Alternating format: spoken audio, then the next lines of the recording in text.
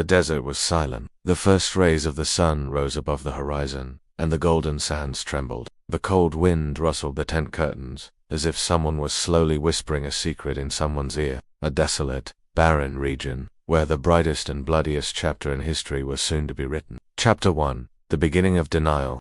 The streets of Mecca were silent, but inside one house, a storm was raging in hearts. Imam Hussain refused to pledge allegiance, because he knew that compromising on the truth was actually killing the truth itself. Imam Hussain was silently looking at a letter, the letter held in his hands, a message of invitation from the people of Kufa. Then the truth will not remain. The Imam's tents were pitched near the Euphrates River, but the Yazidi army had cut off the water. Outside, the shadows of the Kaaba were shaking on the walls. His son, Ali Akbar, was sitting near him.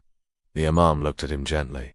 Son, the path of truth is always difficult, the Imam said softly, but if we do not walk on it, Yazid had seized the foundation of oppression had been laid, and the skies of Medina were covered in black. Chapter 2. The land of Karbala. Lamps were burning in the tents. Every face reflected a new decision. Dua Muharram and Amplusato. Karbala.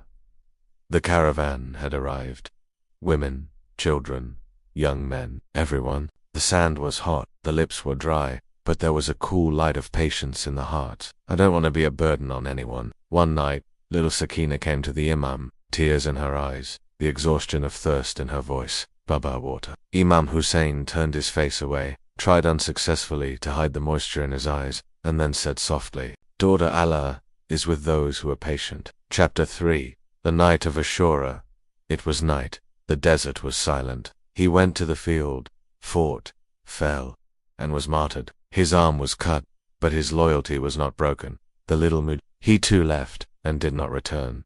He too was martyred. Standing in front of the tent, he pointed at the enemy.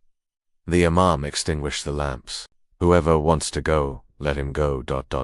But no one moved. Not a single step was taken back. Hazrat Abbas's voice echoed, Even if we are killed 1,000 times, we will not leave your side. And Qasim, with his small body, spoke like an adult.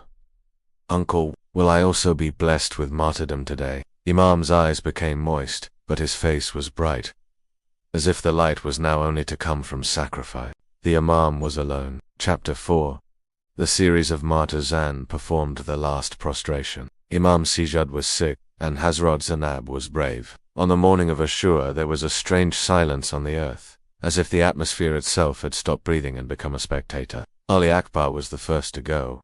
The light of Imam's eyes, then Abasota, skin in hand, went to get water. Qasim then, the Imam picked up the 6-month-old Ali Asghar. Then have mercy on this infant, and the days of your oppression are numbered. An arrow came in response, and Ali Asghar writhed in agony in the Imam's lap.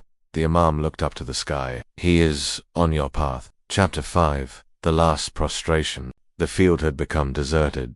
There were bodies everywhere. Wounded, but with light in his heart, he still entered the enemy ranks. The sword flashed. The oppression was repelled, but his body was exhausted.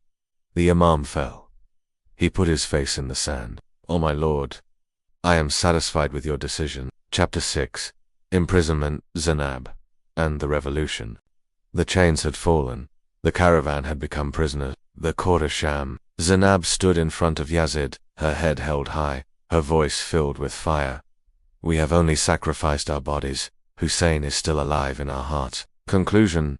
The lesson of Karbala centuries later. Even today, that desert is silent, but the scent of loyalty remains in its sand. Karbala teaches, truth may be lonely, but it is not defeated. The path of sacrifice is difficult, but that is the survival of humanity. And Hussein, he is alive, in every heart, on every lip, in every melody. Final message. If you have heard this story from your heart, then spread it. Karbala is not just mourning, it is a call of awakening.